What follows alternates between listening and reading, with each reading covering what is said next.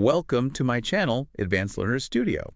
Today's podcast topic, English conversations for restaurants and cafes. Hello. You know, whether you're just popping out for a quick coffee or settling in for a longer meal, dining out is this incredibly common everyday experience. It really is. So familiar. And it's also a place where a huge amount of English conversation happens, right? Absolutely. A key setting for practice. So this deep dive is all about helping you navigate those situations, drawing from a really helpful guide we have here that focuses on the essential language tools. That's right.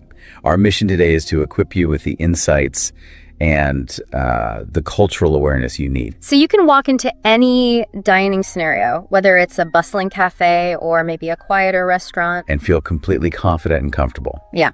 We want to turn any potential, fumbles into genuinely enjoyable interactions. It really is valuable to have these phrases and concepts ready in your mental toolkit, isn't it? Oh, definitely. Whether you're traveling, practicing your language skills, or just, trying something new locally. And this isn't just about knowing how to order a dish. It's about smoothly navigating the entire experience. From start to finish. Right, from the moment you consider going out to paying the bill and leaving. Let's unpack this guide and see how it helps us master dining out in English. Okay. Focusing on the practical steps and the cultural nuances that really make a difference. Yeah, and what's truly fascinating here is exploring how language isn't just about requesting items, but how it shapes the entire experience. How so? Well, from expressing politeness and making specific needs known to simply understanding the flow of service, Right. We'll explore those different layers, the foundational steps like making a reservation or ordering, obviously. The basics. But also delve into the subtle cultural cues, how to handle unexpected situations, and importantly, the distinct variations you'll encounter. Depending on the type of place or even the country you're in. Exactly. Big differences sometimes. All right, so the guide starts right at the beginning, which is often planning ahead, especially if you're thinking about a sit-down restaurant. Absolutely. The journey frequently begins before you even step foot in the place, particularly for popular restaurants or during peak hours. Makes sense. We're talking about the first interaction, making reservations. And while many listeners might know the very basics, it's worth touching on why making a reservation is often the smart move. Well, simply put, it guarantees you a spot. Yeah, that's key at busy times or for larger groups. Right. It saves you from potentially frustrating long waits or even the disappointment of not getting in at all. Okay, so how do you actually do it? What does the guide suggest? It gives us some standard phrases, and the nuance is often in being clear and efficient. When calling, you probably start directly. Something like, hello, I'd like to make a reservation for 2 people. Simple and to the point? Exactly. Or you might ask, can I book a table for Friday at 8 p.m.? Okay. Or, using slightly more formal language perhaps, is it possible to reserve a spot for Saturday the 15th at 7:30? Got it. Any other ways? Sure. A common alternative is, I'm looking to reserve a table for a party of 4. The main goal is just to convey the party size, date, and desired time clearly right at the start. And sometimes right at that booking stage, you might have specific needs or preferences, right? It's not just about getting any table. Yes, exactly. And the guide addresses specifying those preferences during the booking call or online form. Like what kind of things? For instance, if you're hoping for a nice view, you could ask, could we possibly have a table by the window? Okay. If you prefer a quieter atmosphere, we prefer a quiet corner if possible. Makes sense. For outdoor enthusiasts, is there outdoor seating available? That's a big one now. Definitely. And a practical one if you have young children, can you accommodate a high chair for a baby? Using these phrases early manages expectations for both you and the restaurant. That seems really important. And after making the request, confirming the details seems crucial to prevent misunderstandings. It's absolutely vital. You really want to avoid any mix-ups later on. So what are some confirmation phrases? Simple but effective ones. You might say, could you just confirm the reservation is under the name Smith? Just to double check they spelled it correctly or got the name right. Good idea. Or, could you repeat the time and date for me, please? Yeah. Just to hear it back and ensure it matches what you intended. Okay. If you're unsure about the restaurant's style, maybe for a special occasion you could ask, is there a dress code? Oh, that's a good one. Hadn't thought of that. And it's always wise to know, how long is the reservation held for, in case you hit unexpected traffic or something. Right, good point. But, plans can change unexpectedly. Does the guide cover changing or canceling? Yes, knowing how to adjust is important too. So how do you cancel politely? A direct phrase works best. I need to cancel a reservation for Smith on Friday. Clear and simple. Okay. And if you just need to change the time? You could say, can I change my reservation from 7 p.m. to 8 p.m.? And if your group size changes? More people, fewer people? You'd ask, is it possible to add one more person to my booking? Or, actually, I need to reduce the number of people for my reservation to 3. And if the date just doesn't work anymore? Then something like, I'd like to see if I can move my reservation to next Saturday instead. Okay, that's helpful. The guide also provides an example dialogue for making a reservation, right? To see it in action. It does, yeah. It shows the customer starting off. Hello, I'd like to make a reservation for a party of 4 on Friday evening at 7 p.m. Straightforward. Then the host checks availability, confirms they have a table, and asks for a name. And the customer Responds with, it's under Sarah Johnson. And then adds that preference we talked about, could we possibly have a table near the window?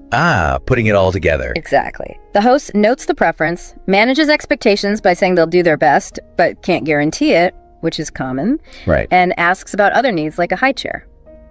Then the customer confirms, asking, can you just confirm the reservation details for me? And the host repeats it all back. Yep.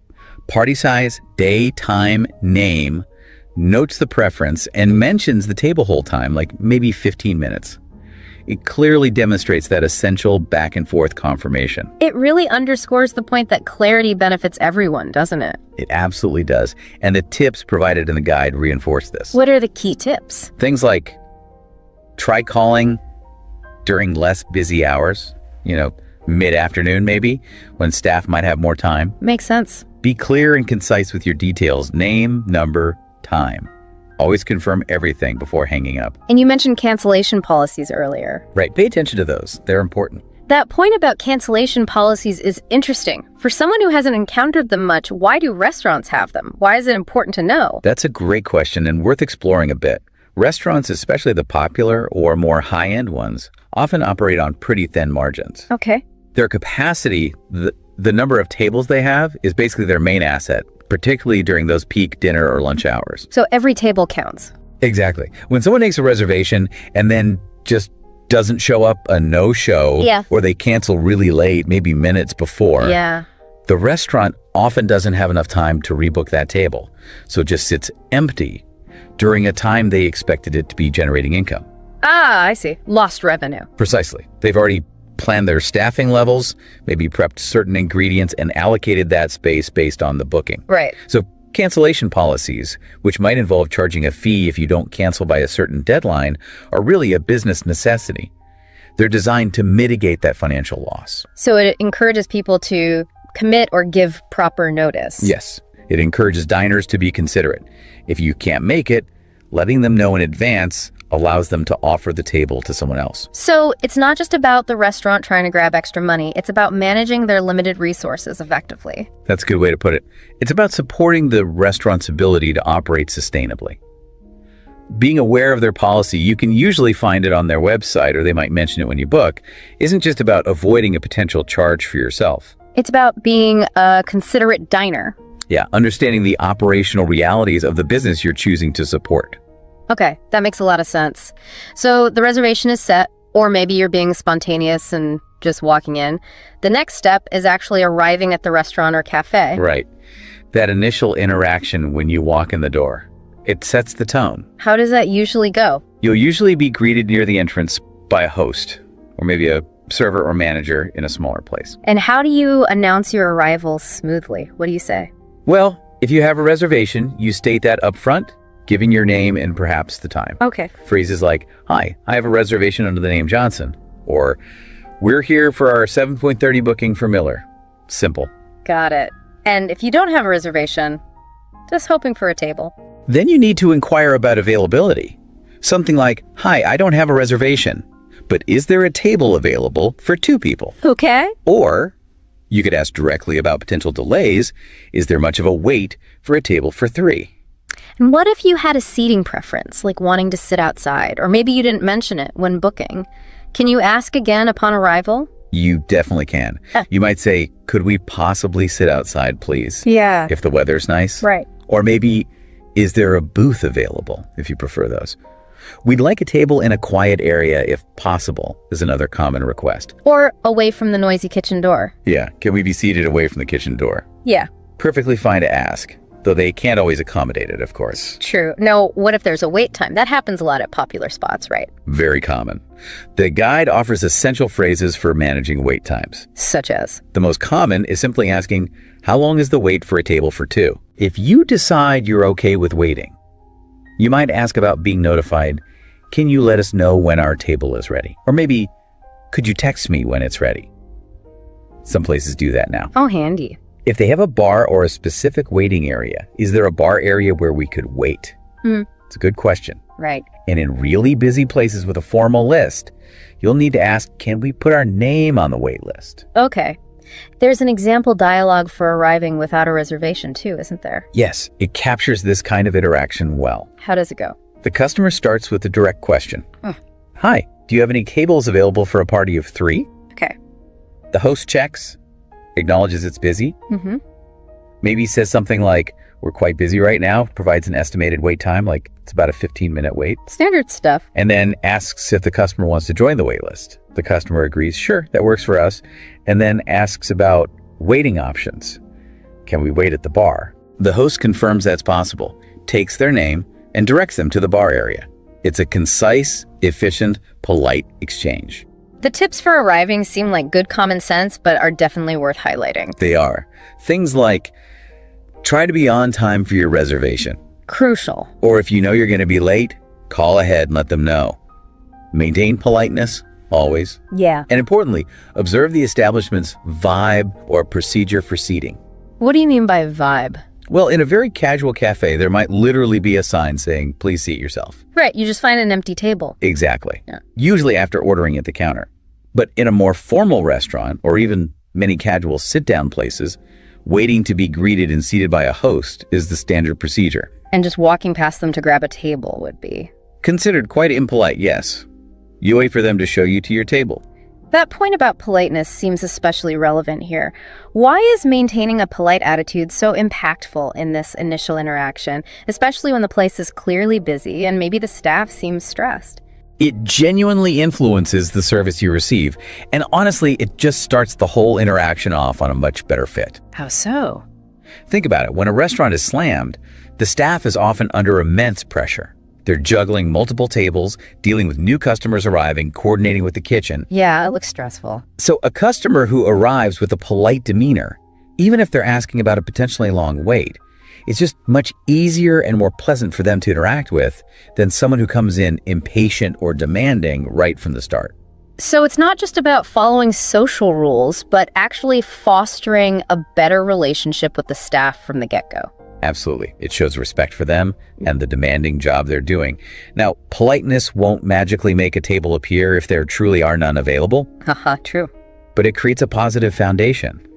A server or host who feels respected is, generally speaking, more likely to be attentive, helpful, and maybe go that little extra mile for you throughout your meal. Whereas starting off negatively Can unfortunately cast a shadow over the entire dining experience for both you and the staff.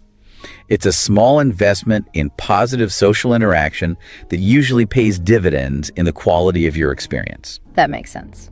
Okay, so you're seated, maybe you've got water, you're looking at the menu, the main event is next, ordering food and drinks. Right, the core of the experience in many ways. And this is where clarity and confidence really come into play. You need to articulate your choices clearly. So how do you let the server know you're ready? You don't want to flag them down too aggressively. No, definitely not. Polite ways include catching their eye and saying, excuse me, we're ready to order, please. Okay. Or, slightly more direct, could you take our order now? Sometimes, if you just want drinks first while you decide on food, you can say, could we get some drinks first, please? Good distinction. Or, if you know you want appetizers right away, we'd like to start with a calamari, please. Got it. And then for the actual food order. Common phrases involve stating the dish name clearly and mentioning any immediate modifications you know you need. Like, Can I get the chicken salad but with the dressing on the side? Or simply, I'd like the steak, please. what if you're in a rush? You can add that politely. I'd like the pasta special, please. And could you possibly make it quick? We have theater tickets. Okay. Can you ask for recommendations based on diet? Sure. Could you recommend something vegetarian? Or What gluten-free options do you have for main courses? And for drinks, it seems simpler, but still options matter. Ordering drinks is generally pretty direct, yeah. I'll take a sparkling water, please. Uh-huh. Or could I have a glass of the house, white wine? What about coffee or tea? You might need to specify details. I'll have a cappuccino, please. Or can I get an English breakfast tea with milk? And asking about other options, like non-alcoholic. Definitely useful. Yeah. Do you have any interesting non-alcoholic options? Or for wine enthusiasts, could I see the wine list, please? Now, before you actually decide on a dish, you might need more information, right? Ask questions about the menu items. Yes, essential questions help you make informed choices and avoid disappointment. What are some common ones? What's today's special is a standard one. Right. Asking about preparation or flavor. Is the curry very spicy? Or how is the fish prepared? Ingredient questions, especially if you have mild sensitivities, maybe not full allergies yet. Right. Does this dish contain nuts? Mm-hmm. Or is there dairy in the soup? And finding out what's popular. You could ask, what's the most popular item on the menu? Or perhaps more personally, what's your favorite dish? Or what would you recommend? The guide has a restaurant ordering example dialogue too, right? That ties some of these points together. It does and shows the natural flow. The server asks if they're ready to order. Yeah. The customer responds, yes, we are. I'll start with a glass of red wine, please. And for the main course, I'd like the grilled salmon. Clear. The server confirms the order and then asks about specifics because salmon might come with options. Certainly. Would you like the salmon with the lemon herb sauce or perhaps just grilled plain? Clarifying the preparation. Exactly. The customer specifies with the sauce, please. Right. And then asks about what comes with it. Also, does that come with a side dish? Good question. The server lists the options. Maybe it comes with your choice of roasted potatoes or seasonal vegetables. The customer chooses, I'll have the vegetables, please. Okay. And then the customer adds that time constraint we mentioned earlier. Great. And could you possibly make it quick? We're actually a bit short on time tonight. Putting it all together. Right. The server confirms they'll let the kitchen know and asks if anything else is needed right now. It's a good illustration. Ordering a drink, a main, specifying preparation, asking about sides, choosing one, and adding a practical request like speed. The tips from the source for ordering seem pretty spot on too. Yeah, things like read the menu carefully first. Don't be afraid to ask questions. It's always better to ask than to get something you don't like or can't eat. So true. Inform the server early on if you're in a rush. And always use polite language of the please and thank you. Really do make a big difference to the interaction. That point about asking questions about ingredients feels particularly important, especially thinking ahead to potential allergies, which we'll cover more later. It is absolutely vital, even if it's not a severe allergy. Just asking, does this dish contain mushrooms? As you're considering ordering is a really good habit. Better safe than sorry. Exactly. The guide encourages asking questions. And that's not just about understanding the taste of the dish. It's fundamentally about ensuring it meets your dietary needs and, crucially, is safe for you to eat. There's a subtle difference, though, isn't there, between asking about an item versus asking to modify it? Yes, that's a significant distinction. Asking what kind of vegetables come with the chicken is seeking information to help you decide if you want the chicken. Okay. Asking, can I get the chicken but substitute the potatoes for extra vegetables? Is requesting a modification to the standard dish after you've decided you want it, but with a change. Yeah. The first type of question is usually easier for the server to answer quickly from memory or the menu description. The second type, requesting a modification, involves the kitchen. That might not always be possible. Right. It might have limitations depending on how the dish is prepped, or it might take extra time, or sometimes even cost a little extra. Both types of questions are perfectly normal, but it's good to be aware that requesting changes requires clear communication and sometimes a bit of flexibility. Good point. Okay, so you've successfully ordered, the drinks have arrived, and hopefully delicious food is on its way. But the interaction with the staff doesn't just stop there, does it? Not at all. Communication often continues throughout the meal to ensure everything is going smoothly and you have everything you need for a comfortable experience. Right, like needing more water or dropping a fork. How do you politely get a server's attention mid-meal without being disruptive? Definitely no shouting or snapping fingers. Oh, please, no. That's universally considered rude. The guide offers polite and effective ways. Such as? The standard, and usually best approach, is to try and make eye contact. When they look your way, a slight smile or nod, Maybe a small hand raise is often enough. Okay. If you need to use words, a simple, said at a normal volume when they're nearby is perfectly fine. What if they seem really busy? You can show consideration. Excuse me, could you come over when you have a moment? That acknowledges they're busy, but signals you need something. Nice. If you have a specific need, you can sometimes combine it gently. Excuse me, but could we possibly get some more water when you have a chance? And if you're waiting for something you ordered? A polite check-in. Excuse me, sorry to bother you, but could you just check on our appetizer order when you get a moment? Okay, polite options. Once you have their attention, what are common things you might need mid-meal? You might need extra items at the table. Running out of napkins is common. Happens all the time. So phrases like, could we get some extra napkins, please? Or if someone drops their fork, could you possibly bring another set of cutlery? What about consumables? More bread? What? Yep. Is it possible to get a bit more bread for the table? Or, the very common and important, could you refill our water glass pitcher, please? And expressing gratitude is always appreciated, right? Not just at the end. Oh, absolutely. It's crucial for maintaining a positive atmosphere throughout the meal. So simple things. Simple phrases like thank you when they bring your water or clear a plate are standard politeness. But you can be more specific? Sure. Thank you for the great service so far, if they've been particularly attentive. Or, we really appreciate your help with getting that extra chair. What about complimenting the food during the meal? Definitely. The food is excellent, thank you. Or, this soup is delicious. It's nice feedback for them and the kitchen. Generally, just acknowledging their effort with thanks makes the interaction more pleasant for everyone. There's a provided dialogue illustrating a basic request for assistance mid-meal, isn't there? Yes, it shows the natural flow. Customer, server approaches. Yes, customer. Could we possibly get some extra napkins? Server, of course I'll bring them right over. Anything else I can get for you at the moment? Good follow-up. Customer. Yes, actually, could you also refill our water pitcher when you have a second? Server. Certainly, I'll take care of that right away. Customer. Thank you so much. It's a quick, polite, clear exchange showing how to ask for a couple of things efficiently. Exactly. The tips here in the guide emphasize being respectful, patient, using nonverbal cues effectively, and acknowledging good service. Right. Those nonverbal cues are really useful.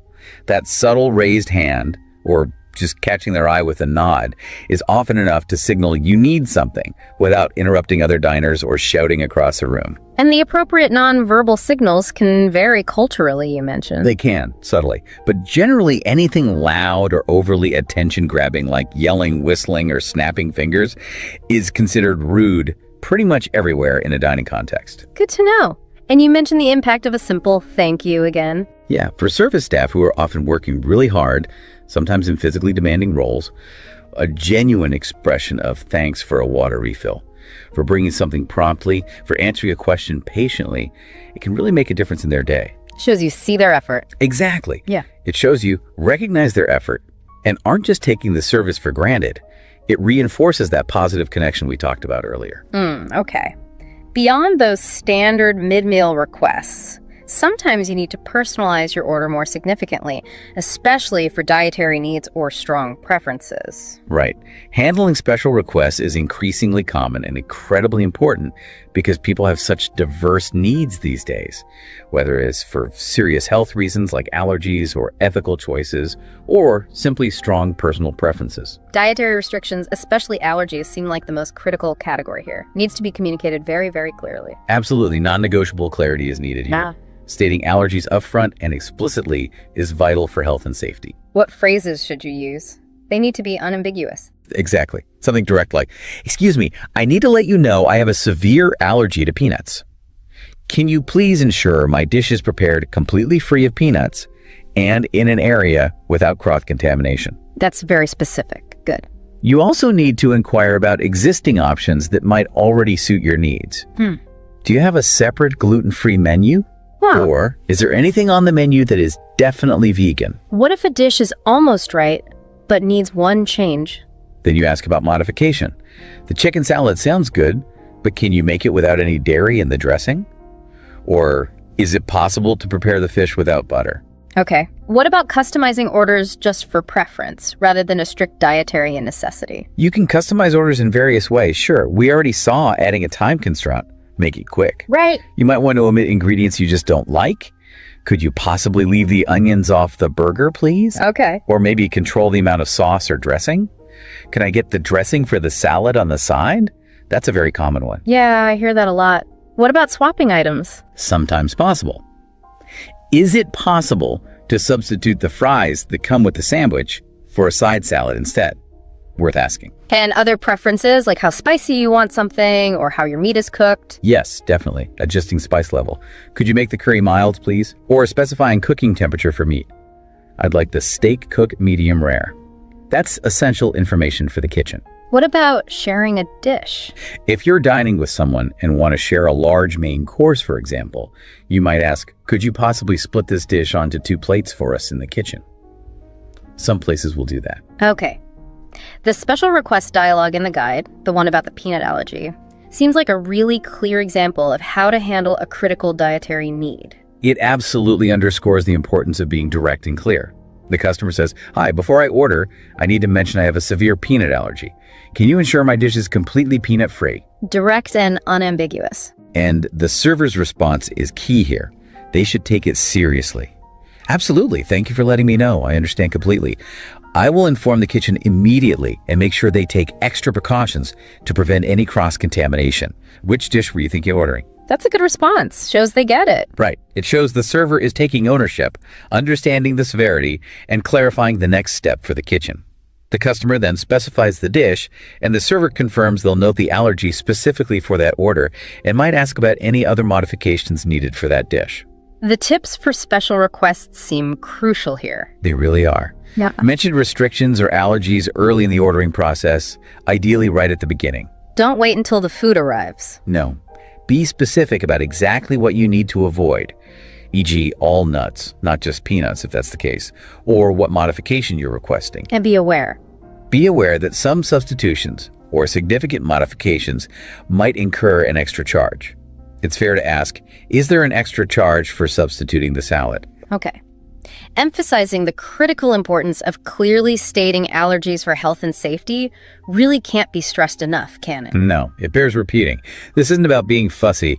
It's about preventing potentially dangerous, even life-threatening allergic reactions. And for the kitchen. For the kitchen staff, handling multiple modifications or allergies across different orders simultaneously can be incredibly complex and requires meticulous attention to detail.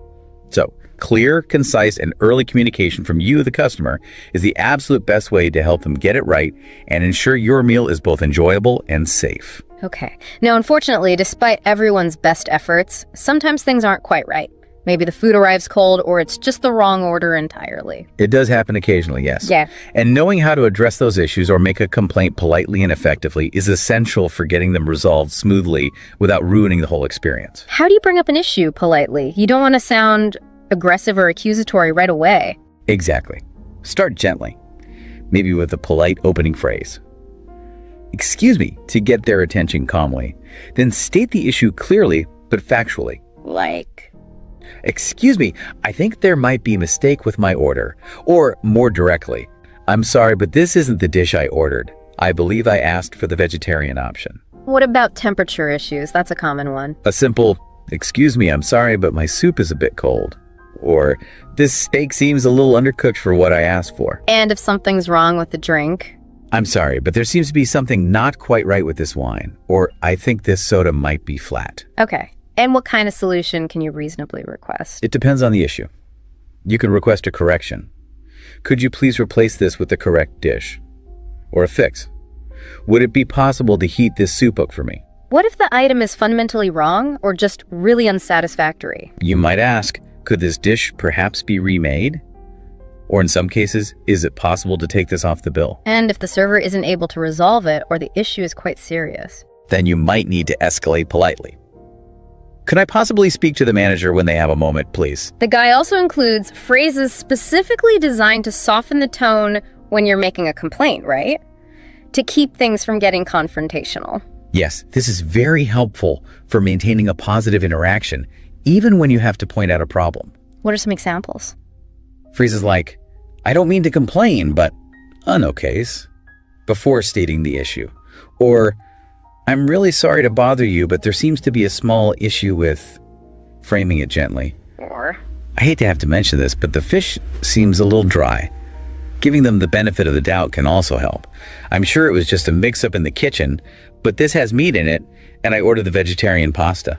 That sounds much less confrontational. The dialogue illustrating an incorrect order, the vegetarian pasta versus the meat one, shows the power of this polite approach, doesn't it? It really does. The customer uses a polite opening. Excuse me. Server comes over. Customer.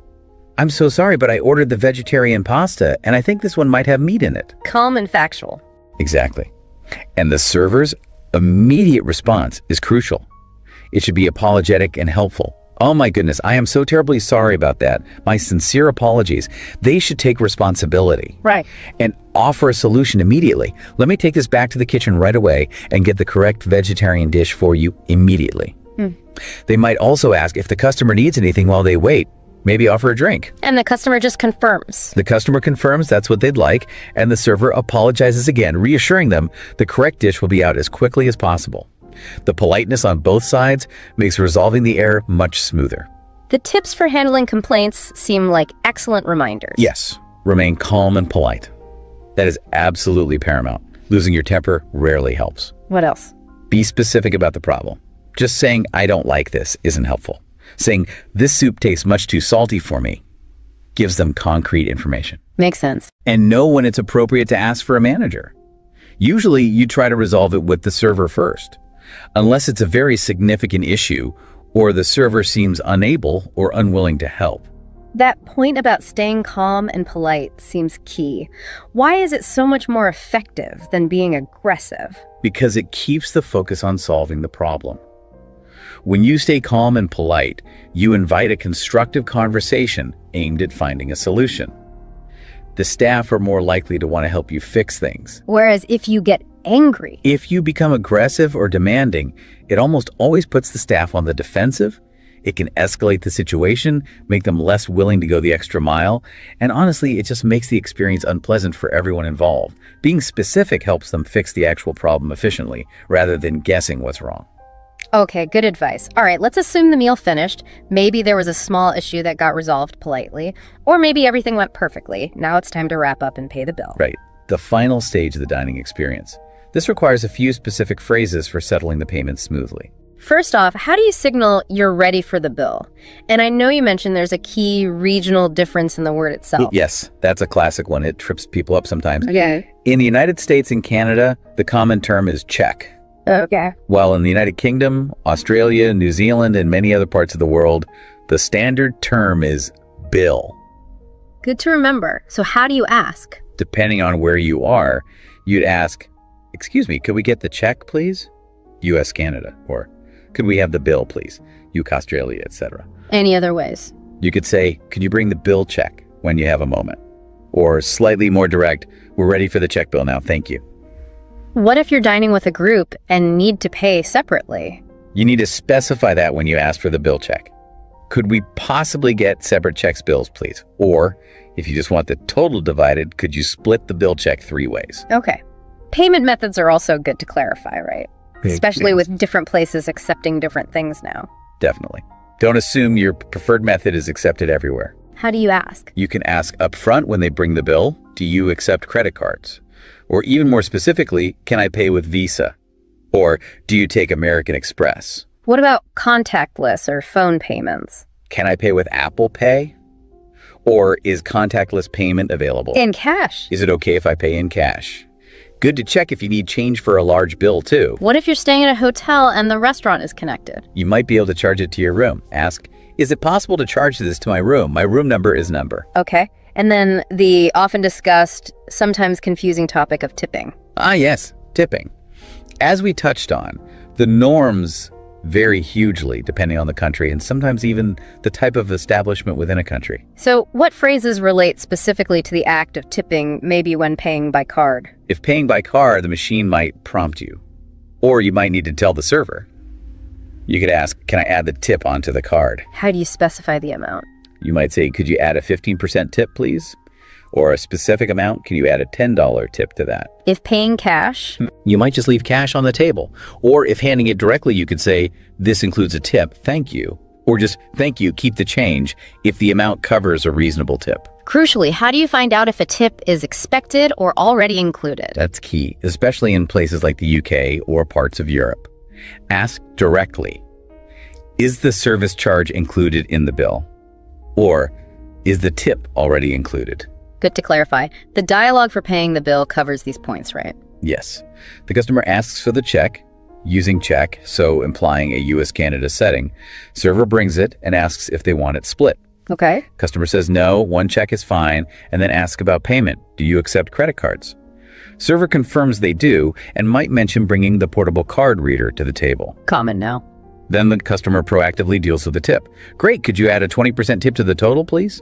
The server confirms, sure, I can do that for you, and processes the payment. Straightforward transaction. The tips for paying and tipping seem absolutely essential, especially that point about understanding the local tipping culture. This is probably one of the most important areas where cultural insight is crucial for visitors, as the guide rightly points out.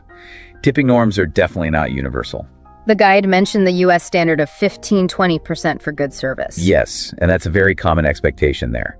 But in many other places, like the UK, Australia, or much of continental Europe, tipping is often genuinely optional, or a much smaller percentage, maybe 5–10% or just rounding up, or a service charge is automatically included in the bill.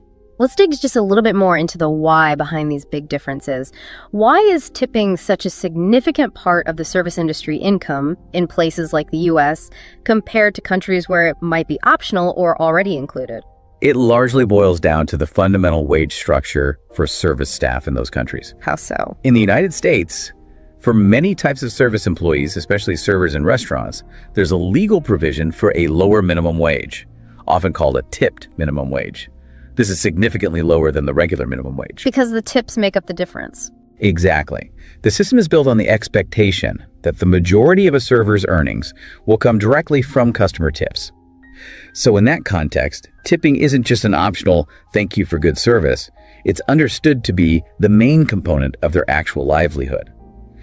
Employers are legally supposed to make up the difference if tips don't bring the wage up to the regular minimum, but the reliance on tips is structural. Whereas in other countries, in many other countries like the UK, Australia, or across Europe, servers are typically paid at least the standard national minimum wage, which is often higher than the US regular minimum wage. A service charge might be included on the bill by the restaurant, and laws vary on how much of that must go to staff. Or tipping is genuinely discretionary, a bonus for truly exceptional service that goes above and beyond the standard expectation, rather than being the core wage. So understanding that fundamental difference in how staff are paid helps explain the different cultural expectations around tipping. Precisely. It helps you understand why the expectation is so strong in the US, it's directly tied to wages, and why it might feel less obligatory elsewhere. It shows respect for the local system and the people working within it. And the practical tip. Always check the bill carefully to see if a service charge, gratuity, or servizio incluso, in Italy, for example, has already been added. This avoids accidentally double tipping. If you're unsure, just ask politely, is service included? Okay, super helpful clarification. Now let's shift gears completely to a different, often more relaxed atmosphere, the cafe. Right. Cafes typically offer a different kind of interaction compared to full-service restaurants. It's usually more casual, very often involves ordering at a counter, and might have different expectations regarding seating and clearing up. What are the key phrases for ordering at the counter in a typical busy cafe? Speed seems important here too. Yes, you often need to be concise, especially if there's a queue behind you. So, what do you say? Can I get a large latte, please? The standard. You often need to specify the size, small, medium, large, or sometimes chain-specific names like tall, grande, venti. And milk. That's a big one now. Definitely. Can I get a flat white with oat milk? Or a cappuccino with regular milk, please? Mentioning if you're staying or leaving is usually required. Can I get an Americano to go? Or the barista might ask, is this for here or to take away? Can you still ask them to hurry? You can, politely. Could you possibly make that quick? I have a train to catch. Still applicable. And you might inquire about food items displayed at the counter. What kind of muffins do you have today? Or is that croissant almond? Okay, and asking about specific items or options on the cafe menu boards. Sure. You might ask about different drink varieties. What kinds of herbal tea do you offer? Or clarify details. Is your regular coffee decaf? Or do you have any sugar-free syrups for the lattes? What about food ingredients? Similar to restaurants, but maybe quicker questions. What's in the chicken pesto sandwich? Or, are the brownies gluten-free? Got it. Once you've ordered and paid, if you're staying in, you need a place to sit. How does that usually work? Finding a seat is generally much less formal than in a restaurant. Often you just find an empty table yourself. So what phrases might you use? You could ask the staff, is it okay to sit anywhere? Or if you're eyeing a specific spot that looks possibly occupied, you might ask someone nearby, excuse me, is this seat taken? Or is anyone using this chair? And a very common question in cafes these days. Wi-Fi. Yes. Do you have Wi-Fi for customers? Or could I get the Wi-Fi password, please? The cafe ordering dialogue provided in the guide seems like a good illustration of the quick nature of these counter interactions. It is. It's very efficient. Customer. Hi, can I please get a large iced latte with almond milk? Straight to the point. Barista confirms the basic order and then asks about common customizations. Sure thing. Would you like any vanilla syrup or sugar added to that? Standard upsell clarification. Customer declines syrup. No, just plain is perfect, thanks. And then adds the rush request. And actually, could you possibly make it quick? I'm in a bit of a hurry this morning. Okay. Barista confirms the speed request, gives a brief time estimate. Okay, no problem. Should only be a couple of minutes. And then maybe suggests an add-on, another common tactic. Would you like a pastry or cookie to go with that? Right. Customer might inquire about options. Do you happen to have anything gluten-free? Barista offers a specific item, maybe a brownie. Customer decides, no, just a latte today, thanks. It's a rapid back and forth, showing how quickly information needs to be exchanged. The tips for cafes in the guide seem to highlight being prepared to order efficiently at that potentially fast-paced counter. That's probably the main differentiator from many full-service restaurants, the emphasis on speed and efficiency, especially when ordering at the counter during busy periods. So know what you want beforehand. Having your order basically decided before you get to the front of the queue really helps keep things moving for everyone. And yes, also being aware of potential self-service expectations. Like what? Like, you might be expected to clear your own table when you leave bus your own dishes, putting cups and plates in a designated area. Or you might need to listen for your name to be called to pick up your order from the counter rather than having it brought to your table. These are common practices that differ from the full table service model. Good points. The guide then takes a deeper dive, moving beyond the basic flow to expand into more specific scenarios and, crucially, those cultural nuances we keep touching on. This feels like where the experience for a language learner can really differ significantly. Absolutely, because language for dining doesn't exist in a vacuum, does it? Regional differences even within English-speaking countries, the specific type of cuisine you're eating, modern dietary trends, they all require adapting your language and, importantly, understanding the local customs and expectations. Regional differences are fascinating. English is spoken globally, of course, but dining customs are definitely not universal at all. They truly vary greatly. The guide gives some really useful examples comparing the United States, the United Kingdom, Australia, and Canada, highlighting some key linguistic quirks and cultural differences you might encounter. Okay, let's look at the US first. What are some characteristic phrases or cultural points? In the US, common phrases often reflect a culture that values efficiency, choice, and a certain style of service interaction. Can you make it quick? As we've seen, points to a general expectation of relatively fast service. Okay, takeout, leftovers. Yeah, I'll take it to go, or can I get this to go? Are standard for ordering food not to be eaten in. And asking for leftovers to be packed is very common. Could you box this up for me, please? Or can I get a box for this? Any other common phrases? Asking, do you have a happy hour menu? Or when is happy hour? Is very common, as happy hour, usually late afternoon with discounted drinks and appetizers, is a popular social tradition in many bars and restaurants. Got it. And the key cultural points for dining in the US? Well, as we discussed in detail, tipping is a very significant part of the service staff's income, with that 15-20% being the general expectation for good sit-down service. Right. Servers typically check on tables quite frequently. Is everything okay here? Casual dining, takeout, and fast food are extremely prevalent across the country. And you might notice, especially in larger chain restaurants, that menus often include calorie counts due to certain regulations. Okay. Now, let's hop across the pond to the UK. How does it contrast? The UK has some distinct differences, both linguistic and cultural. Firstly, as we noted, you'll ask for the bill, never the check. Bill, not check. Got it. You might hear very casual terms like, fancy a cuppa? For, would you like a cup of tea? It's also very common to ask, is service included? Because a discretionary service charge is sometimes added automatically to the bill, especially for groups. And saying thank you. A very common informal thank you, especially after a transaction or service, is simply cheers, or cheers for that. Okay, what about the cultural dining points in the UK? Big difference in tipping. Yes, tipping is generally less expected or obligatory than in the US. If service isn't included, a tip of around 12.5% might be given for good service, but it's often more discretionary.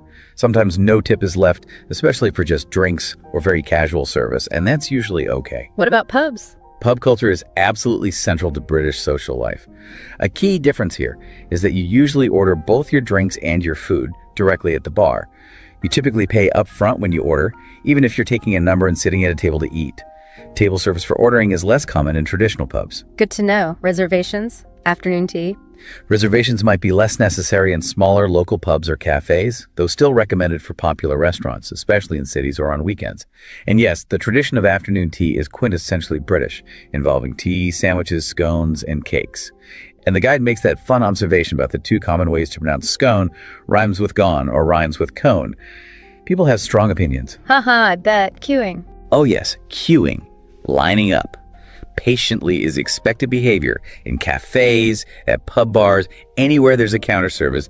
Don't jump the queue. Right. Okay, down under to Australia. What's the vibe there?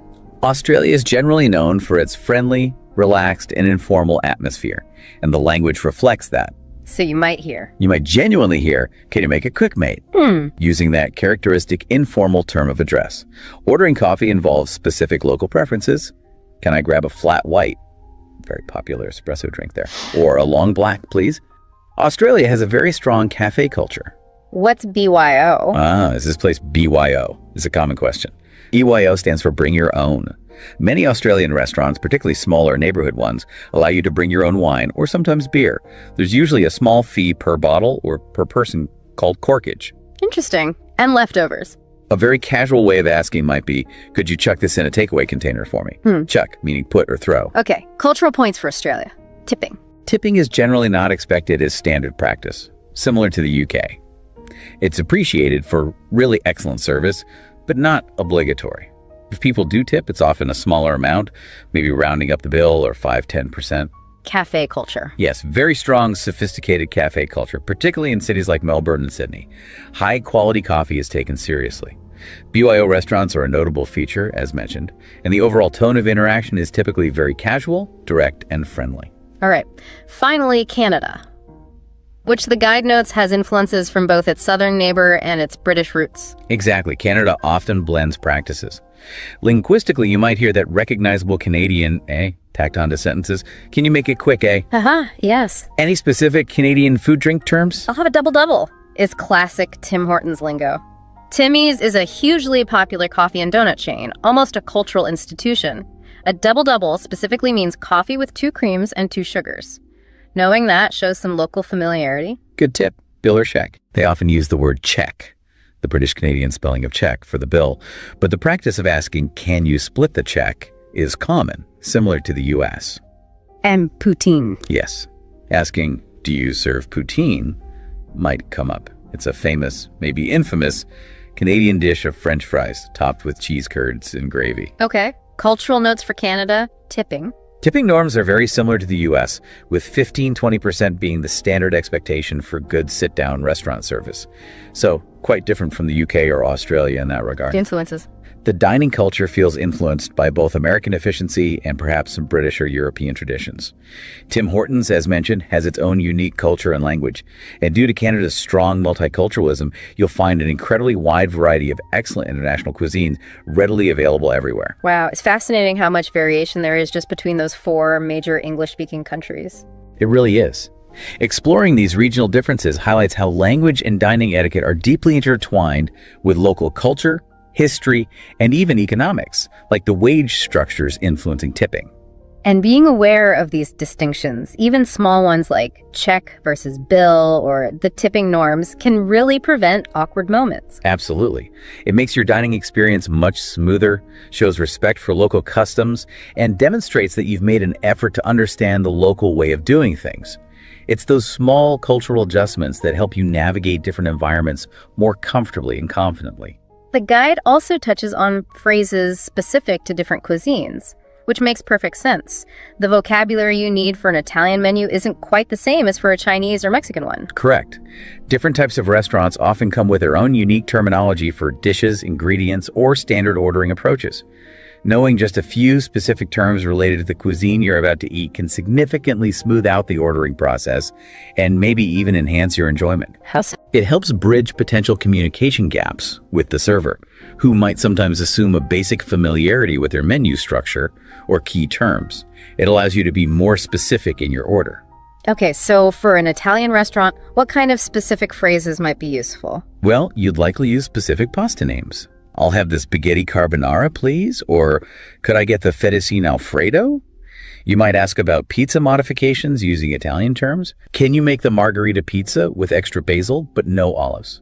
Inquiring about specific dishes? Is the risotto made with porcini mushrooms? Or asking about common side dishes? Could we get a side order of garlic bread? Distinguishing between sauces. What's the difference between the marinara sauce and the arrabbiata sauce? Yeah. Hint, arrabbiata is spicy. You might also ask about how something is made. Is the tiramisu made fresh here? Or the composition? Does the lasagna contain beef? Wine recommendations seem common in Italian places. Very. Can you recommend a dry red wine that would pair well with the lasagna? Okay. How about for Chinese restaurants? Different vocabulary needed there. Definitely. You'd use specific dish names again. We'd like to share the sweet and sour pork. You might ask about spice levels for certain dishes. How spicy is the mapo tofu? Or about variations. Can we get the fried rice with chicken instead of pork? Steamed buns. Peking duck. Could we get an order of steamed pork buns? Baozi. Or inquiring about famous dishes. What side dishes come with the Peking duck? MSG. Soup. Dim sum. Asking about ingredients is common. Is this dish made with MSG? Or clarifying soup contents. What exactly is in the hot and sour soup? If you're having dim sum, small shared dishes, often brunch, you might ask for suggestions. What dim sum items would you recommend for someone new to it? And for Mexican restaurants, tacos, enchiladas. Again, specific dish names and components are key. I'll have the chicken enchiladas with the mole sauce, please. You might need to clarify tortilla types for tacos. Can you make the fish tacos with corn tortillas instead of flour? Sides and extras? Asking for accompaniments. I'd love a side of guacamole with that. Or requesting additions. Could you bring us some extra spicy salsa, please? Spiciness. Fillings. Inquiring about sauce heat. Is the habanero salsa very spicy? Asking what's included in burritos. Do the burritos come with rice and beans inside or on the side? Requesting dietary adjustments. Can you make the vegetable fajitas without cheese? Defining terms. Sometimes you might need clarification. What's the difference between a chimichanga and a burrito? Perfectly okay to ask. Knowing even just a few of these specific terms for the cuisine you're ordering really seems like it would help ensure you get what you're expecting. It absolutely does. It reduces the chance of miscommunication, allows you to ask more nuanced questions if you want to, and just makes the interaction more efficient and probably more enjoyable for everyone involved. Okay. Another area the guide covers is handling specific dietary trends, which seems increasingly common in modern dining. Yes, absolutely.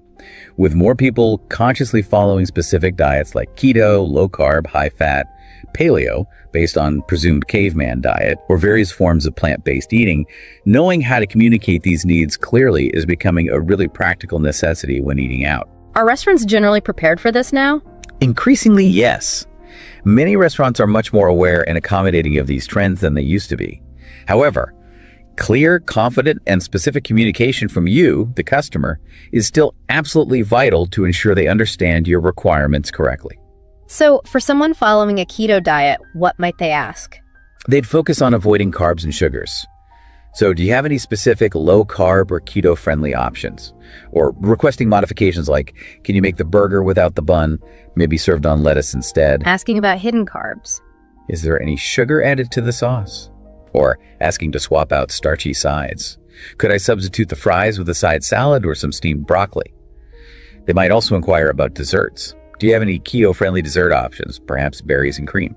Okay, what about the paleo diet? A focus there is on grains, legumes, dairy, processed stuff. Right, so paleo phrases would focus on avoiding those. Is this dish prepared without any grains or gluten? Or can you cook the vegetables using olive oil instead of butter or seed oils? Asking about main courses. Do you have any entrees that are paleo-friendly? Or verifying ingredients. Is the chicken marinated in anything with soy sauce or sugar? And for plant-based or specifically vegan diets, this seems quite common now. Very common, yes. Yeah. Restaurants are often well equipped. You'd start by asking, do you have a separate vegan menu? Many places do now. If not. Then you need to confirm ingredients for specific dishes. Can you confirm if the vegetable soup is made with vegetable broth and contains no dairy? Or more broadly, is this dish completely free of all animal products including meat, fish, dairy, eggs, and honey? Modifying existing dishes. The garden salad sounds good. Can you make it vegan for me, please? Maybe leave off the cheese and use an oil and vinegar dressing. Or inquiring about specific items. What vegan options do you have for dessert tonight? Framing this section is important. It's not just a list of niche phrases. It's a practical guide to empower you to ensure your meal aligns with your health choices, ethical commitments, or dietary needs. Restaurants generally want to accommodate you, but you have to provide them with the clear, specific information they need to do so safely and accurately. Makes sense. Now, shifting to a completely different speed and style, again, navigating fast food restaurants and drive-thrus. Speed is absolutely the name of the game here. Totally. It's a high-volume, high-speed environment designed for maximum efficiency. The language used reflects that it's generally very concise, direct, and focused on getting the order placed and paid for quickly to keep the line moving. So, ordering at the counter inside a fast food place. Phrases are usually pretty straightforward, often using menu numbers or specific combo names. Can I get a number 3 combo, please? Or, I'll have the spicy chicken sandwich meal, large size. Can you still ask for speed?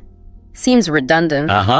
Maybe, but you could still say, can you make that fairly quick, please? I'm double parked. Though speed is generally assumed. Clarifying location is standard. Is that for here or to go? Or the staff will ask you. Asking about deals. Are there any specials on today? Or what comes with the value meal? Common questions. Okay. And the drive-thru adds another layer of complexity interacting through that speaker box. Yes, clarity is even more critical there because the audio quality isn't always perfect.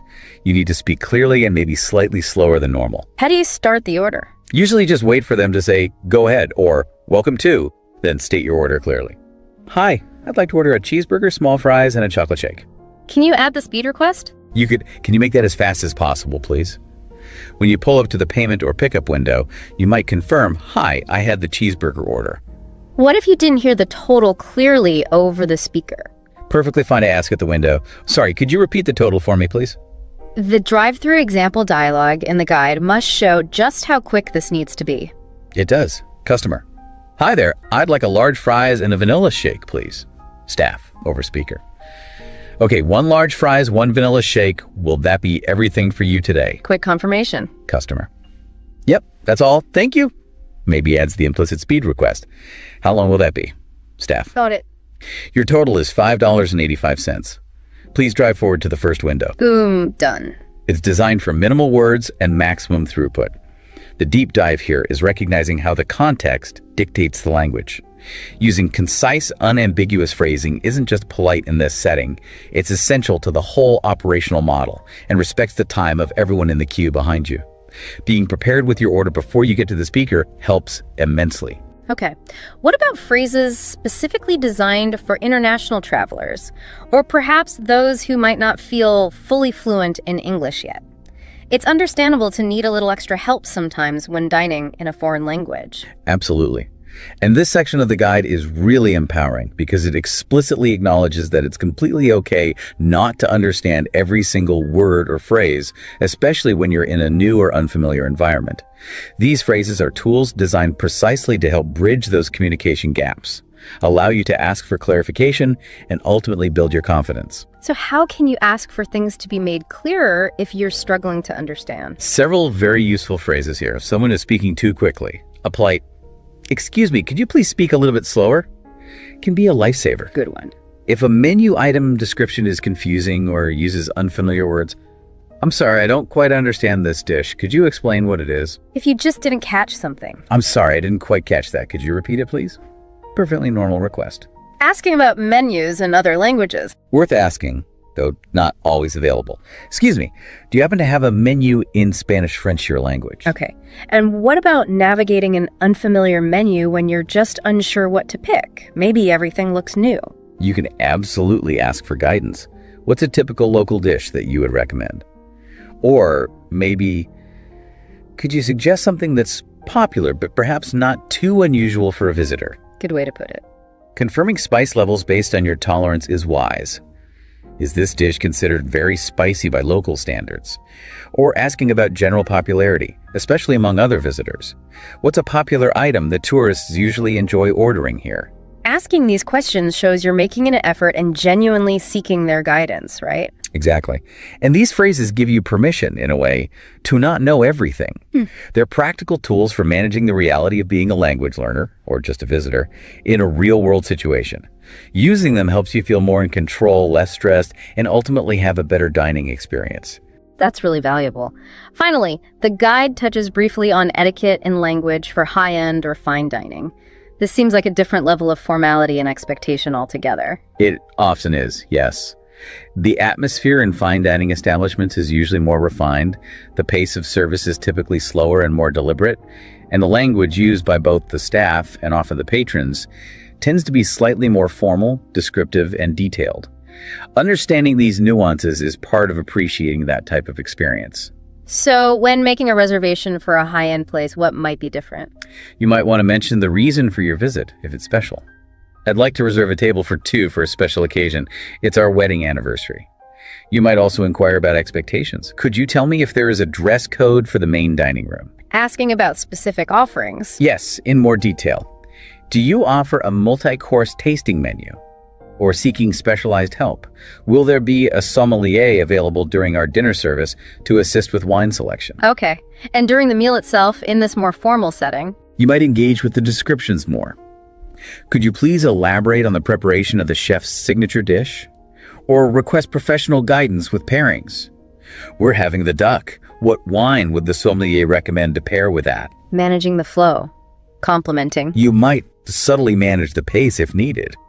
Could you perhaps allow a little more time between the appetizer and the main course? And expressing high praise is common, often directed explicitly. Please convey our sincere compliments to the chef. This dish was absolutely exquisite. This level of dining often involves a more intricate dance of service, presentation, and interaction. The language used tends to reflect a greater focus on craftsmanship, the provenance of ingredients, culinary technique, and the overall elevated sensory experience. Okay. The guide thoughtfully wraps up these expanded sections by consolidating some common mistakes to be aware of or pitfalls to avoid. Yes, and it frames them well, not as failures to be ashamed of, but as potential learning opportunities. These are common things that can sometimes cause friction, confusion, or just make the interaction less smooth than it could be. Like being overly demanding. We touched on this. Precisely. Avoiding inherently rude or demanding phrases like, hurry up, or get me a, and consciously choosing polite alternatives like, could you possibly make it quick, please? Or, may I please have? Ignoring those crucial cultural norms, especially around tipping. Yes, re-emphasizing the importance of being aware of local tipping expectations, whether it's the strong expectation in the US or the more optional system in places like Australia or the UK, and acting accordingly. Not clarifying allergies thoroughly enough. Seems this can't be stressed too much. Absolutely. This is repeated because it's critically important for health and safety. Don't assume the restaurant knows, will remember from a previous visit, or will just guess correctly. State allergies clearly every single time you order. Misusing slang or regional terms without being fully aware. Yeah, like confidently asking for the check in London or the bill in New York. It's usually understood but marks you as unfamiliar.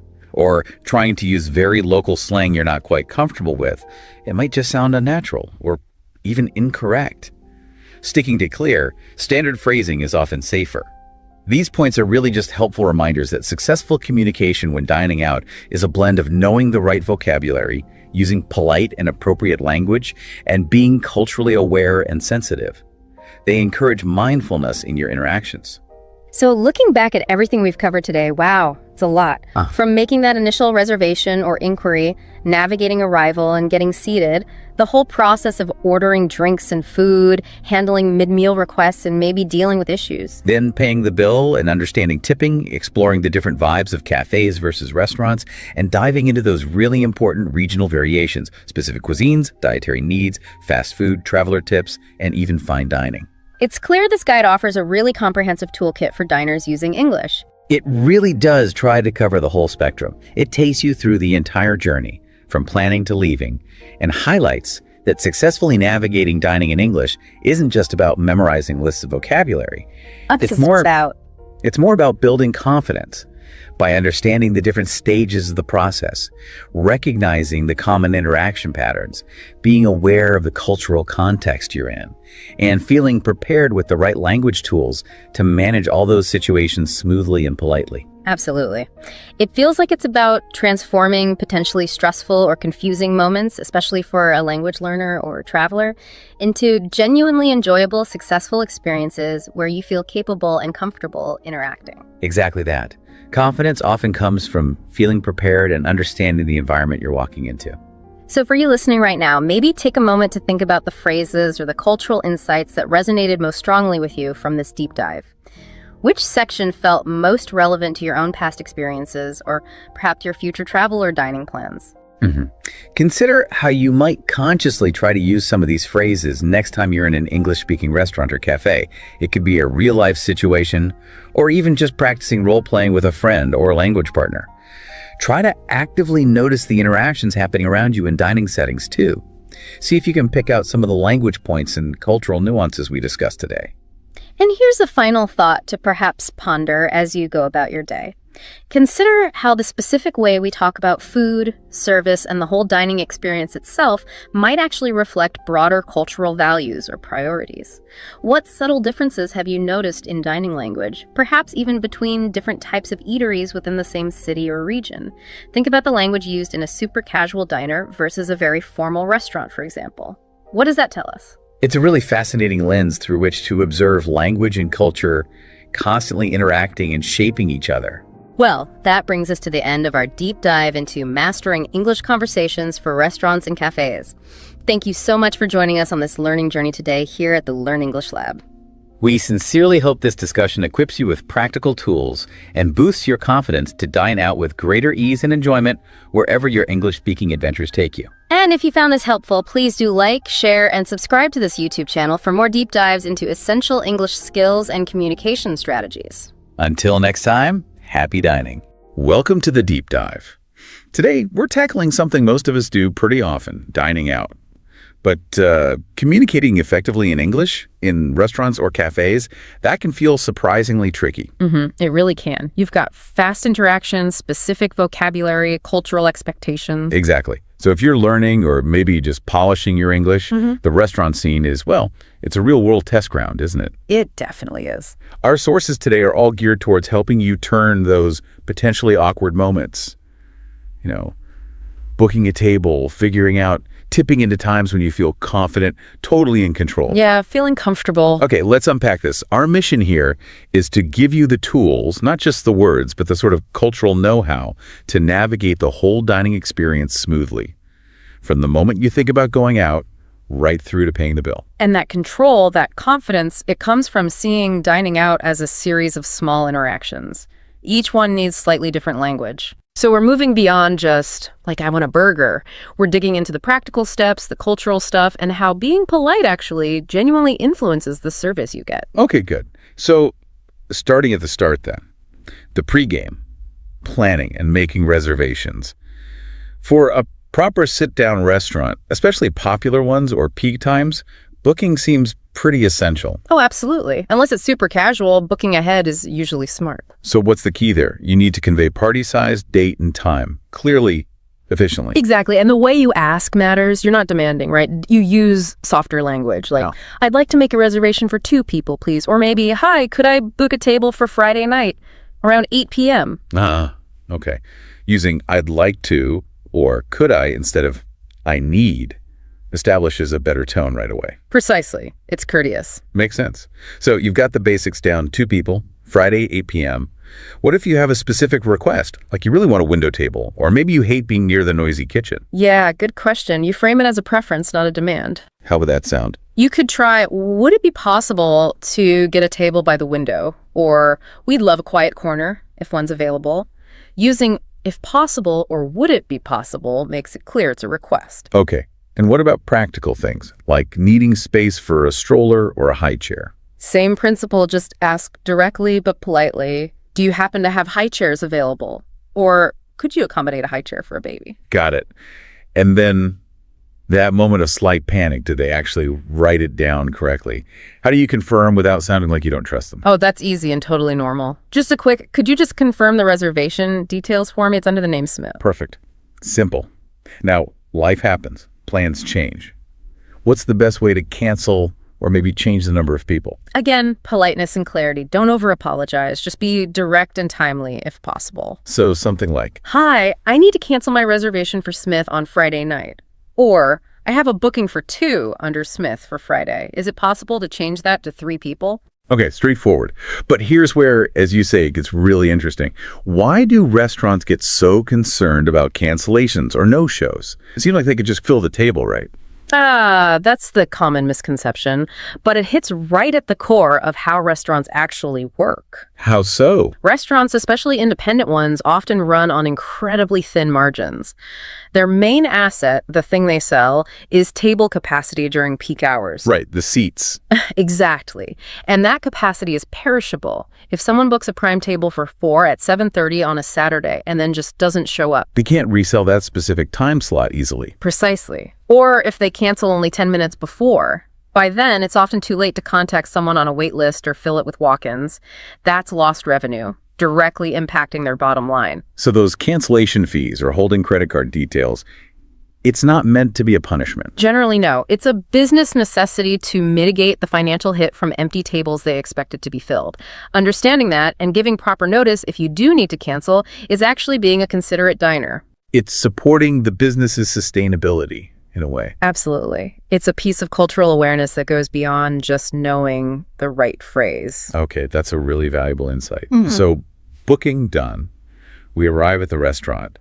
There's a definite difference in how you approach the host, depending on whether you booked or not, Big difference in efficiency. if you have that reservation. You walk up to the host or maitre d' and state it clearly. Hi, I have a reservation for 8 p.m. under the name Johnson. And if you're trying your luck as a walk-in, Then it's an inquiry. Hi, we don't have a reservation, wondering if you have a table available for 2. Or maybe, is there much of a wait for a table for 3? and this is where you mentioned observing the vibe comes in. Yeah, exactly. Look around. Is there a sign saying, please wait to be seated? Or in a super casual cafe, maybe it's seat yourself. So you don't just barge in and grab the first empty table in most places. Definitely not in a sit-down restaurant. You wait to be acknowledged and seated by the staff, knowing that basic etiquette makes a difference. Okay, what if they say there is a wait? How do you handle that? First, find out how long. Okay, roughly how long is the wait for a table for 2? Then make sure they know you want to wait.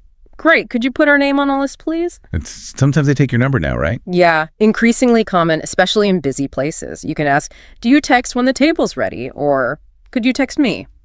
You mentioned politeness earlier, and I can really see how it applies here.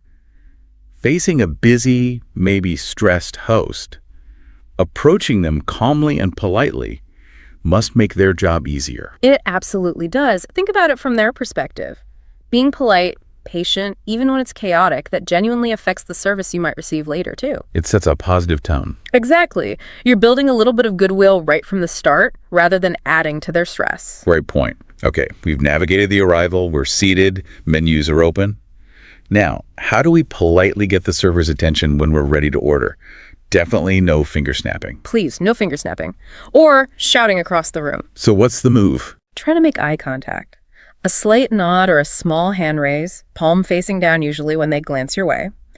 Then, when they approach, a simple, excuse me, I think we're ready to order now. Or if you just want drinks first. Excuse me, could we possibly get some drinks first, please? Again, could we or may we sounds much better than we want. Okay, order time, Clarity is obviously key, Yeah. but also that politeness factor again. Huge difference. It's can I get, or I'd like, or could I have, not give me, or I want. Right. And what about modifications? People often want things slightly different. Yes, and how you ask is crucial. Instead of just stating the change, Like no dressing. right, you phrase it as a question or possibility. Could I get the chicken salad but with the dressing on the side, please?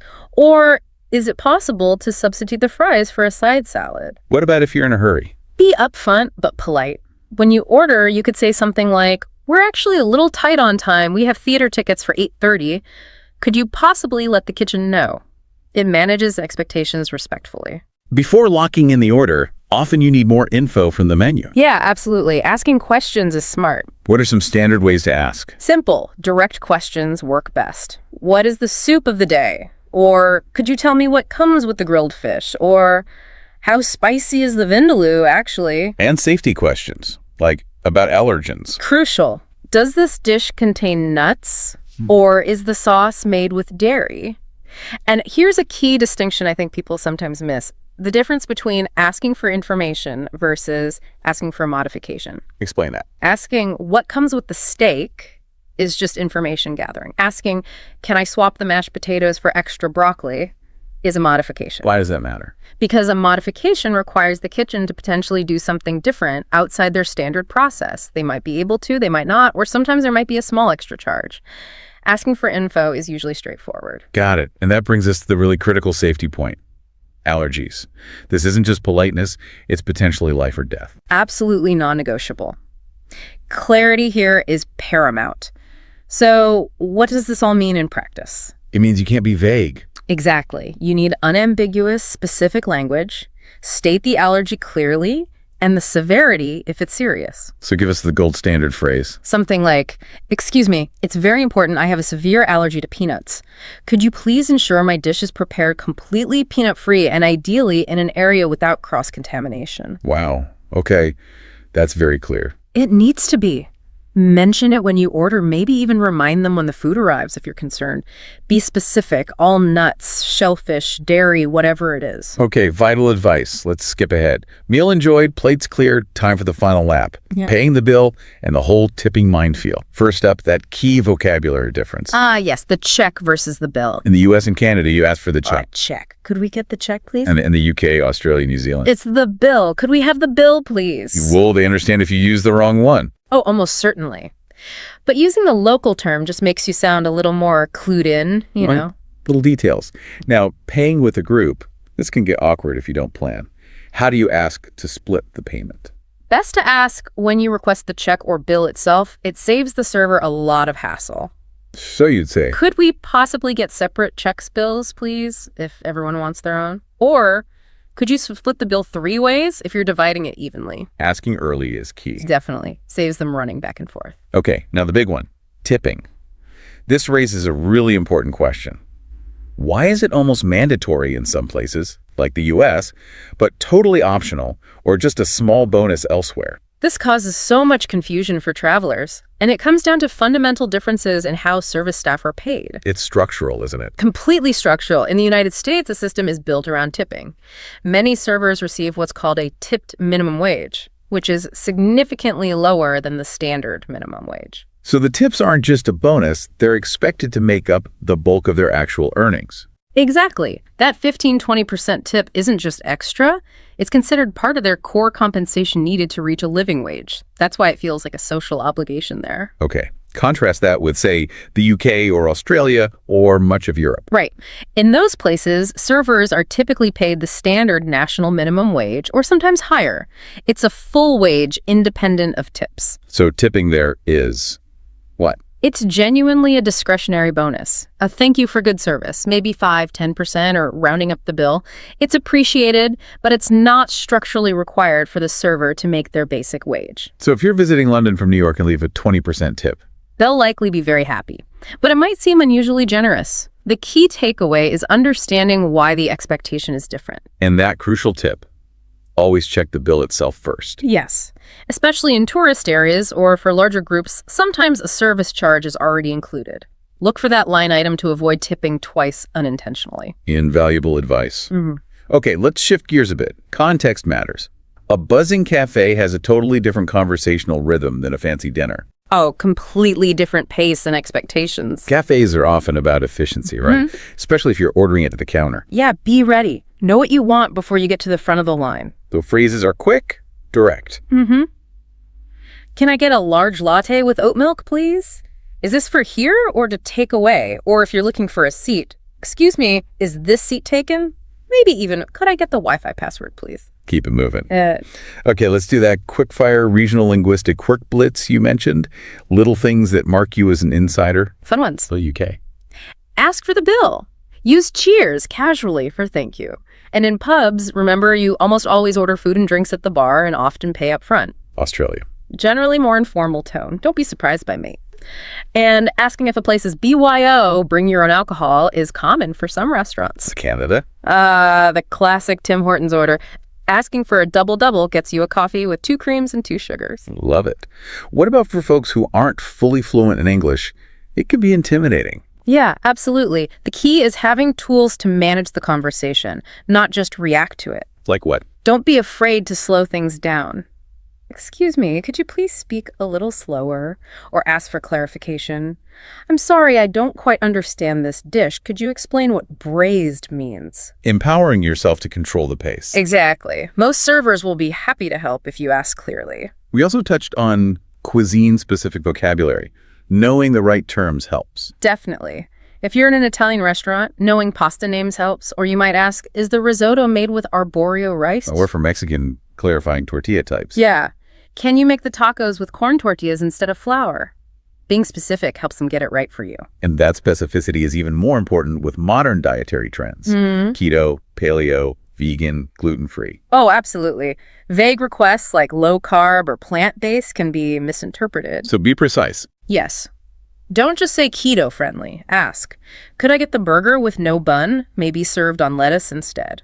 Or, for vegan, can you confirm this soup is made with vegetable broth and contains absolutely no dairy or honey? Clear communication avoids mistakes and disappointment. And ensures your dietary needs are actually met safely. Okay, wrapping up, let's quickly recap some key pitfalls to avoid based on everything we've discussed. Number 1. Avoid rude or demanding language. Always opt for polite framing. Could you possibly, instead of make it quick. Number 2. Be aware of local cultural norms, especially tipping. Understand the system where you are. And number 3, critically important. Allergies. Never, ever be vague or fail to communicate them clearly and thoroughly. State the severity. Got it. So successful dining communication. It's a mix, isn't it? It really is. It's vocabulary, yes, but also that layer of politeness, cultural understanding, and just being prepared for each stage of the interaction. That's where confidence comes from. Well, we've certainly covered a lot today, from the business side of reservations to the nuances of ordering, the tipping divide, regional quirks, the whole journey. Hopefully it gives you, the listener, some practical tools and maybe a new perspective for the next time you dine out. Thanks for joining us on this deep dive. Yeah, thanks for listening. And maybe here's a final thought to chew on. Think about how the language we use around food service, the level of formality, the expected speed, the way we ask for things might actually reflect deeper cultural values. Interesting. What does the difference between, say, a super casual, quick turnaround American diner versus a very formal, multi-course French meal tell us about priorities in those cultures? Something to consider. Definitely food for thought. Until next time, happy dining. Welcome to the deep dive. You know, think about the last time you felt maybe a little bit nervous about your English skills. Was it some big job interview? Maybe, but maybe not. Yeah, often it's those like faster real world situations, isn't it? Where you're just trying to get something done. Exactly. Like trying to, have a nice meal out in a new city or a foreign country. It seems simple, but it can be surprisingly tricky. Oh, absolutely. It's this mix of social rules, very specific words, and really quick back and forth. You've got to be polite, clear, culturally savvy, all at the same time. Right. So if you're learning English, or maybe you travel a lot, or you just want to feel more confident in conversations, well, the whole restaurant experience is kind of a perfect talking ground. It really is. And our mission today, using our source material, is basically to get you past just surviving those interactions. We want to help you become what we're calling the frictionless diner. Exactly. Someone who uses language, strategically to minimize confusion, make it smoother for the server, and just, well, ensure a better time for everyone involved. Okay, so the goal is the full journey, from deciding to go out right through to paying. That's the plan. Providing the language tools and the kind of cultural why behind it all, starting right now with thinking about actually going out and booking a table. All right, reservations, let's dive in. That first step, making the booking, especially if it's a busy place or time, the language seems important not just for politeness. It really is. It signals respect for their time, their system, and the key thing in that first call or online form is using what linguists call the conditional mood. It's subtle, but powerful. Conditional mood. So not just I want. Right. Avoid, I want a table for 4. Instead, use phrases like, I would like to make a reservation for 4 people, or maybe, could I possibly book a table for Saturday around 7 p.m.? Okay, I would like, or could I? Why is that so much better? It feels a bit formal, maybe? Well, it sort of depersonalizes the request. It shifts it from being about your demand to an inquiry about a service they might be able to provide. It just starts the interaction off on a much more courteous footing. Super important when you're talking to a busy host. Makes sense. And what if we have, preferences? Maybe we want a booth, or it's a special occasion, we'd like a view. How do we ask for that without sounding like we're being difficult? Yeah, that's tricky. The key is managing expectations. You frame it politely, knowing it might not happen. So you could say something like, we'd prefer a quiet corner, if possible. Ah, if possible. That's the magic phrase. It really helps. Or could we possibly request a table by the window? That if possible or could we possibly acknowledges that it's an extra ask and you understand if they can't accommodate it. Okay, got it. So we've hopefully got the table we want. The time is set. Confirmation seems critical, according to our sources, even if it feels like you're repeating yourself. Oh, it's vital. Names, times, even the number of people that get misheard so easily, especially over the phone. So always confirm. Something like, okay, great. So could you just confirm that's a reservation for Johnson for 4 people at 7:30? Just hearing it back locks it in. Exactly. Prevents hassle when you actually arrive. Okay. But life happens. Plans change. What if I booked for, say, 6, but now Aunt Carol wants to come, so we're 7?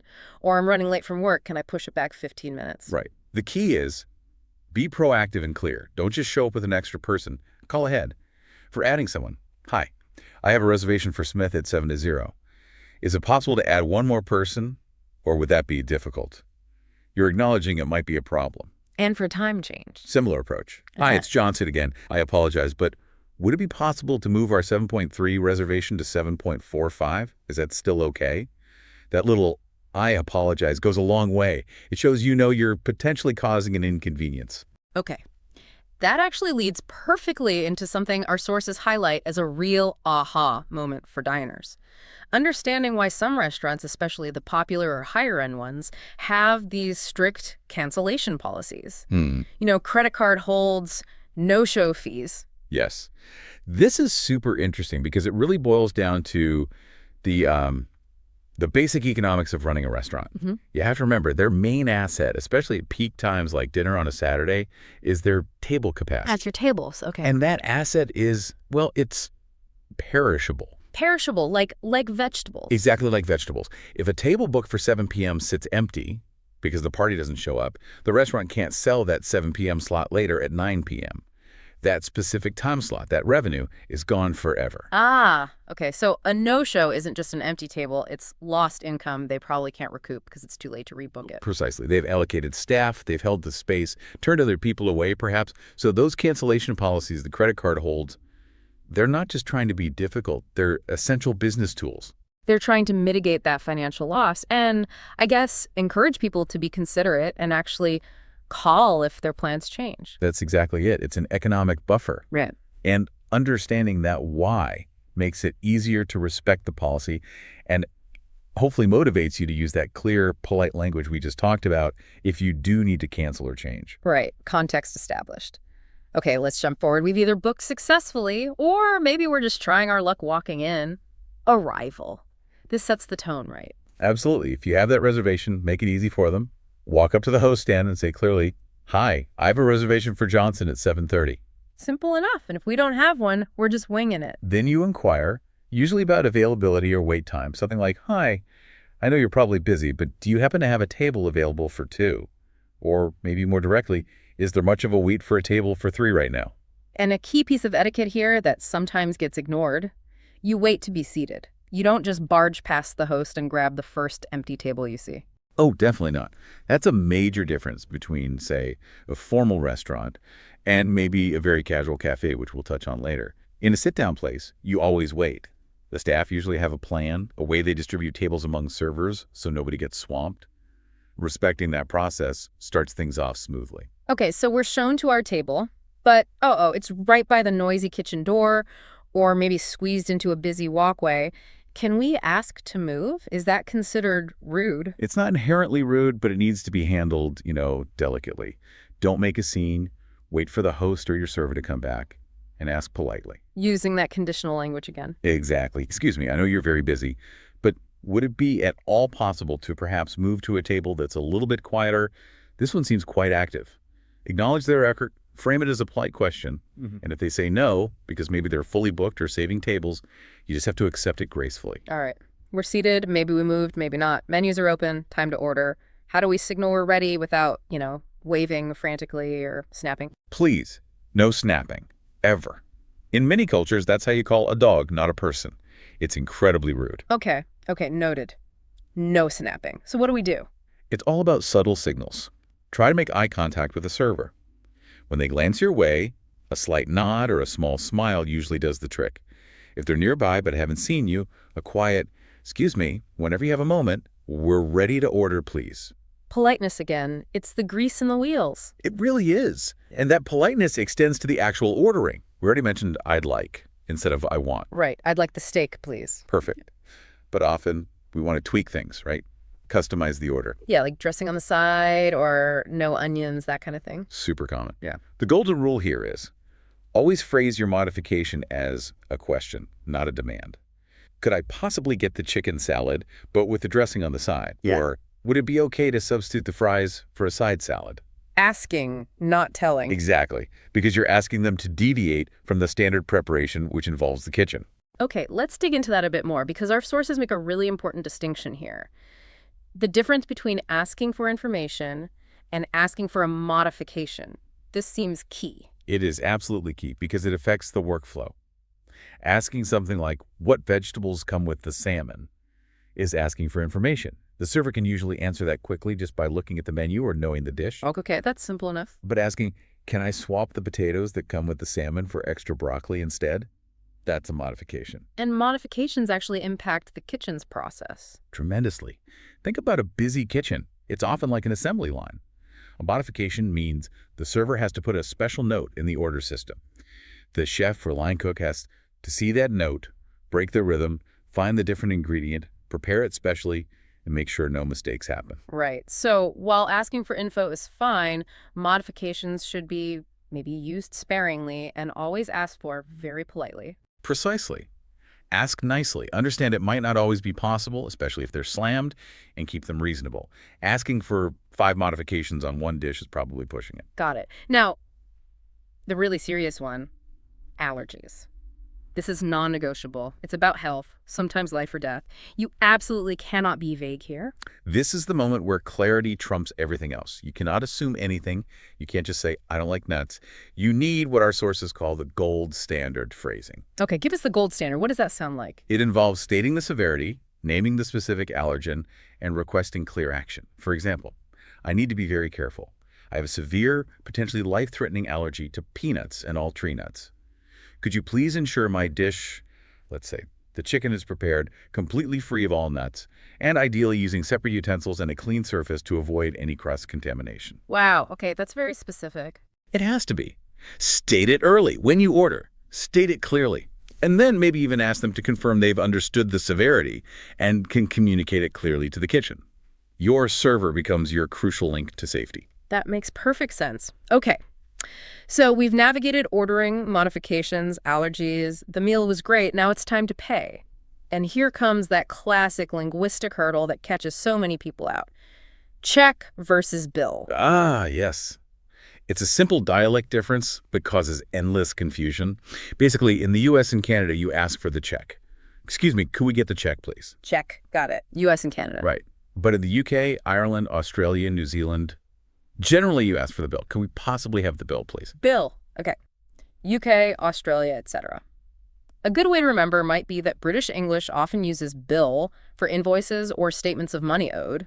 That's a pretty good rule of thumb, yeah. And if you're dining with a group, splitting the check or bill can be awkward if you don't handle it up front. Oh, definitely. You need to tell the server before they print the final thing. It's much harder to sort out afterwards. Just say clearly, could we possibly get separate checks bills, please? Yeah. Or if you're splitting it evenly, we'd just like to split the bill 3 ways, please. Makes their life easier, prevents confusion. Okay, this leads us right into the elephant in the room, the tipping divide. That huge difference between, say, the U.S. expectation of 15–20% and how it works elsewhere. Right. This causes so much anxiety and misunderstanding. And again, the why is crucial. It comes down to the fundamental structure of how servers are paid. So in many places outside North America, like Europe or Australia, In many of those countries, servers are paid the standard national minimum wage, or often more, just like someone working in a shop or an office. That wage is generally considered enough to live on. So tipping in those places is truly optional. It's a bonus, a thank you for genuinely excellent service, not an expected part of their wage. okay. But the U.S. system is fundamentally different. Completely different. In the U.S., there's a separate, much lower minimum wage for employees who receive tips, the tipped minimum wage. In some states, this can be incredibly low, like just over $2 an hour. Wow. $2. Yes. The system is built on the assumption, legally, that the tips the server receives will bring their total earnings up to at least the regular minimum wage. The tips aren't just extra. They're expected to make up the bulk of their income. So if a customer in the U.S. undertips or doesn't tip, they're not just being stingy with a bonus. They might actually be preventing that worker from reaching the legally required minimum wage for their hours worked. That's exactly the implication. The tip is essentially required to subsidize a deliberately low base wage. That's why the expectation, often 50%, 20%, even more in some cities, feels mandatory. It's structurally embedded. Okay, that explains a lot about the cultural pressure. So the key takeaway for the traveler, the frictionless diner. Know the local custom. Do a quick search before you go. And crucially, always check the bill itself before you tip, especially outside the U.S. Look for a line item that says service charge, service included, or servizio incluso, or similar. Because sometimes it's already added. Yes, especially for larger groups or in tourist areas in Europe. Asking, excuse me, is the service charge already included in this bill? Is a perfectly normal and wise question to avoid accidentally tipping twice. Good tip. Okay, we've spent a lot of time on sit-down restaurants. Let's shift gears. What about the more casual end? Cafes, coffee shops. The culture feels different there. Totally different game. Cafe culture is often much more about speed and efficiency. Usually it's counter service, you order at the till, pay, then wait for your name to be called or pick up your drink. Sort of the language needs to match that pace. Less formal, more direct. Exactly. Less of the long conditionals. You can be more concise. Hi, can I get a large latte with oat milk and a croissant, please? Short, clear, polite. And specifying where you'll consume it seems vital. Absolutely critical. You must say for here or to go, take away. They need to know immediately whether to use a proper cup or a disposable one. It affects their workflow, waste, everything. And this is where fun regional quirks pop up too, right? Like local shorthand? Oh, yeah. Like in Canada, you walk into a Tim Hortons and ask for a double-double. Everyone knows instantly that's coffee with 2 creams, 2 sugars, no further explanation needed. Or you mentioned BYO in Australia. Right. Bring your own. Some restaurants, often more casual ones, let you bring your own wine or beer. But you need to know to ask about it. And if there's a corkage fee, a small charge per bottle for the service of opening it and providing glasses. Knowing these little local things makes interactions much smoother. That idea of specificity also really applies to modern dietary trends, doesn't it? Keto, vegan, gluten-free. You need to be precise. You really do. Vague requests lead to mistakes. If you're keto, for example, you wouldn't just say low carb. You'd be specific. Could I get the cheeseburger, but with no bun, please? Yeah. Maybe served on lettuce instead. Yeah. And could you just confirm the sauce doesn't have added sugar? Okay. And for vegan, it's more than just no meat. Much more. You need to think about hidden animal products. So you might ask, I'm vegan. Can you confirm this vegetable soup is made with only vegetable broth and contains absolutely no dairy, eggs, or honey? You're guiding them to check the less obvious ingredients. Linguistic precision is your friend here. Definitely. Okay, finally, let's talk about those moments, especially for learners or travelers, where you just don't understand. The server speaks too fast or uses an idiom you don't know. It can feel a bit embarrassing. It can, but it shouldn't. Acknowledging you need clarification isn't a failure. It's actually taking control of the conversation to ensure understanding.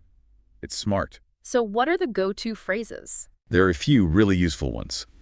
If the pace is the issue, excuse me, I'm sorry, could you please speak a little bit more slowly? Totally acceptable. Or if you just missed something, I'm sorry I didn't quite catch that. Could you repeat that last part, please? Simple, polite, and effective. They empower you. Absolutely. Don't just nod and hope for the best. Asking for clarification prevents mistakes and misunderstandings down the line. Okay. Wow. We've really covered the whole dining out journey, haven't we? From the strategy behind making a reservation to the nuances of ordering and customization, the whole tipping minefield, and even cafe culture and asking for help. Yeah, the goal is that understanding the why behind the language and the etiquette gives you the confidence to navigate it smoothly. Preparation really is key. So, quick recap of the main pitfalls to avoid, the things that make you not a frictionless diner. Okay, 3 big ones. First, avoid being overly demanding or abrupt. Always use polite framing, could I possibly, would it be okay if possible. Second, don't ignore the cultural context, especially around tipping. Know the norms where you are. And the third. Allergies. Never ever be vague about allergies or serious dietary needs. Be crystal clear, specific, and confirm understanding. It's about your health and helping the staff help you safely. Fantastic. This has been incredibly insightful, a really practical deep dive into mastering restaurant English. Thanks so much. My pleasure. And maybe here's a final thought for you, our listeners, to chew on. We talked a lot about how language changes with context, formal dining versus a quick cafe. Right, the conditionals versus direct requests. Exactly. So consider this. How does the specific language we expect and use around food service, the level of formality, the expected speed of interaction, how we ask for things, how might that reflect broader cultural values or priorities? What is the difference between the language in a bustling, efficient city cafe versus a leisurely, formal countryside inn? Tell us about those cultures. Something to think about next time you're waiting for the check. Yeah. Or the bill.